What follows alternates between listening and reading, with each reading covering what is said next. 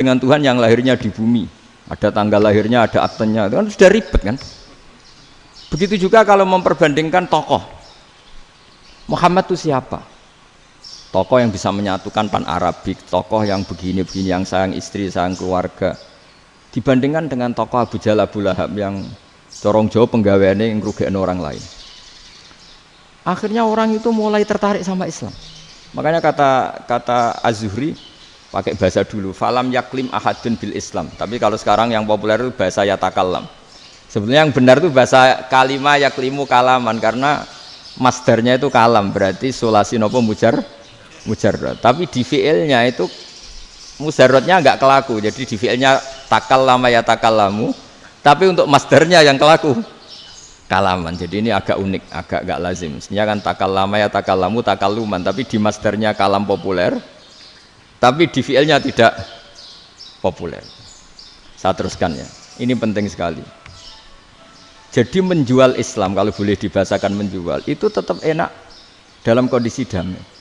Karena kalau kita perang, itu bawaannya kalau ketemu ya perang, kalau ketemu perang, sehingga orang itu rakober diskusi loh, saat benernya Islam sampai kafir itu bener di. Karena tidak kober diskusi, tidak sempat diskusi, orang yang milih yang kafir, karena yang mayoritas yang kuat. Sementara Islam zaman itu lemah. Lah Nabi itu yang diminta hudnah, yang penting kita damai. Terus orang boleh mendiskusikan benar mana kita dan mereka. Ya setelah diskusi ya tadi kan nggak mungkin Allah yang begitu keren hebat pencipta langit bumi dibandingkan berhala yang mengurus dirinya sendiri saja tidak bisa. Walhasil terus orang mulai tertarik sama Islam dan aturannya nggak boleh dilarang diskusi itu. Nah makanya saya pernah ditanya beberapa profesor di Jogja, Gus suatu saat kalau kampus paling keren di Jogja ini ada Islamic Studies, kemudian pengajarnya dari berbagai agama, ini riskan nggak bagi Islam? Saya jawab, asal yang didiskusikan Islam itu nggak masalah, yang repot itu nak umat Islam. Karena kalau umat Islam yang jadi percontohan, banyak raja yang dolim, banyak pemimpin muslim yang dolim, terus identik dengan Islam itu jadi dolim kan ribet. Ya kalau pas umat Islam, kalau Islam yang kumat kan jadi masalah kan. Nah ini kan terus jadi beda umat Islam sama Islam yang lagi apa? Kumat. Singkat cerita terus Islam mendapat posisi yang luar biasa. Nah makanya di sini diistilahkan falam makanatil hudnah, ketika ada perdamaian wa amanan nasu ba'dum ba'do, orang merasa aman, itu fatafawadu fil hadis wal munazaah. Mereka berdebat, munazaah itu berdebat. Keren mana konsep Muhammad dengan konsep Abu Jahal? Keren mana konsep Tuhannya Muhammad dengan Tuhan kita? Terus diskusi dan mereka akhirnya ikrar, wah yang benar ya Muhammad lah. Di mana-mana Tuhan tuh ya sebelum langit dan bumi, di mana-mana Tuhan ya punya reputasi menciptakan. Masa Tuhan reputasinya diciptakan kayak berhala dan sebagainya. Ibadah juga gitu. Ibadah wong kafir itu kalau tawaf itu telanjang, ibadah Muhammad santun pakai pakaian. Terus akhirnya mereka mulai tertarik Islam. Sehingga saya lihat di beberapa tafsir, saya memang tidak akan ngomong yang tidak serius, ngergani Unisma ben sawangane pemikir serius. Di Quran itu sampean lihat di tafsir Tobari itu ada ayat bal naqzifu bil haqqi 'alal batil fayadmaghuhu fa idza huwa zahid. Qadzafa itu kalau di kamus tak lihat itu takallama bila dalilin. Qadzafa itu ya pokoknya sekenanya. Artinya gini, kebenaran Islam atau kebenaran hak itu kamu taruh sekenanya saja itu tetap menang. Apalagi kamu taruh secara teratur, kamu taruh sekenanya saja itu tetap menang. Sehingga di sini banyak sahabat yang hidup di Cina. Sekarang juga banyak orang alim yang milih hidup di Amerika, banyak orang alim yang milih hidup di Inggris. Dan mereka pede, percaya diri karena kebenaran itu kamu letakkan di mana saja, itu tetap akan menang, akan menemukan momentum kemenangannya. Misalnya gini, contoh paling gampang.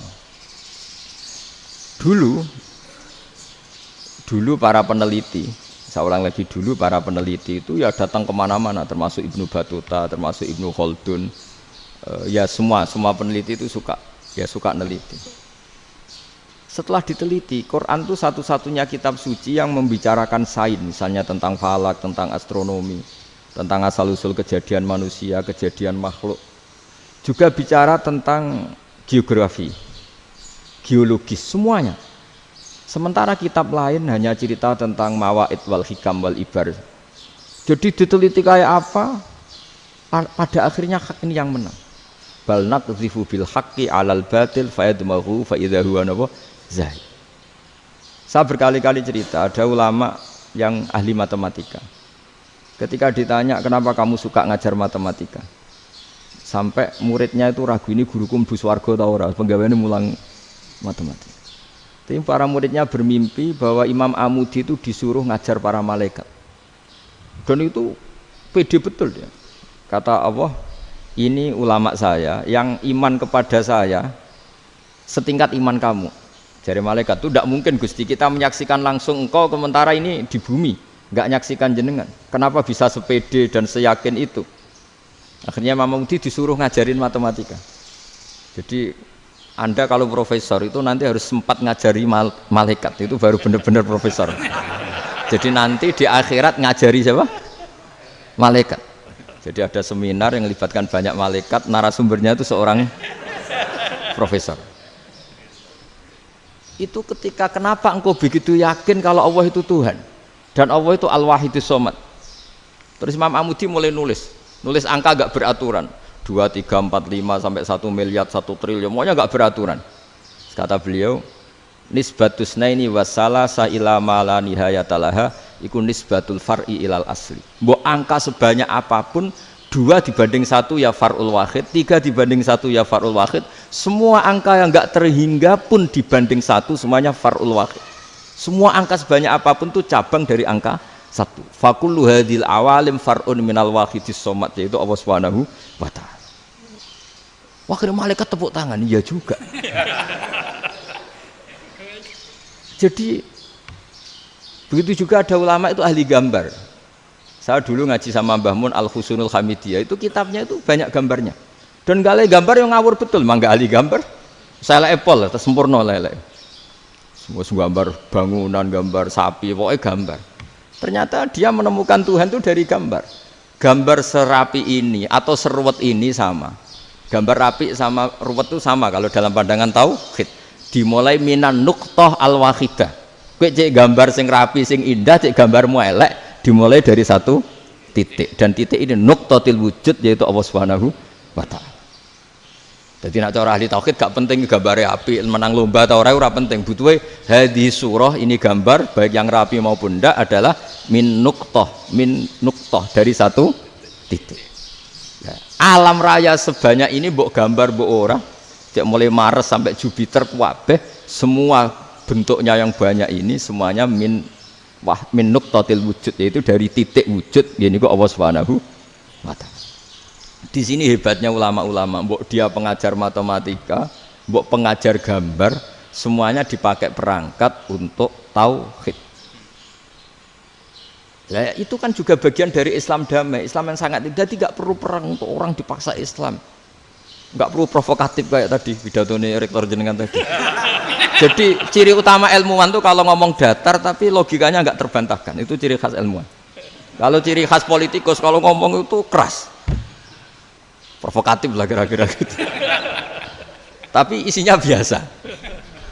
Nah saya berharap nanti semua profesor doktor itu datar tapi isinya kualitasnya bagus ini. Mentes. Jadi makanya terus kata ulama, kenapa diistilahkan bal naqdhifu bil haqqi? Kenapa pakai qadzafa sementara qadzafa maknane takallama bila dalil? Maksudnya bila dalil di sini itu min ghairi ikhtiyajin ila dalilin. Kebenaran itu memang enggak butuh dalil. Apa kita perlu dalilnya apa? Buktinya apa? Kalau 3 itu cabang dari 1. Wong gendeng yang takok gitu pas orang gendeng.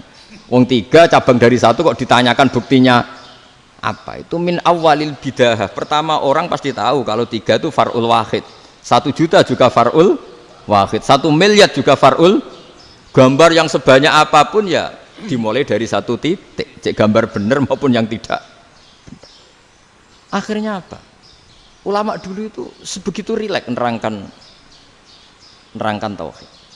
Lalu kenapa asma ini yang ya ini kan khas NU ya, khas pesantren. Sebenarnya saya keberatan pakai istilah khas NU, pakai khas pesantren karena NU itu anaknya pesantren, jangan dibalik pesantren anaknya NU karena sebelum ada NU itu ada pesantren. Tapi kayaknya Unisma lebih suka pakai bahasa NU dan saya ya agak-agak orderan yang terpaksa disuruh ngomong. Ini agak apa ya, agak kacau sebetulnya ini agak.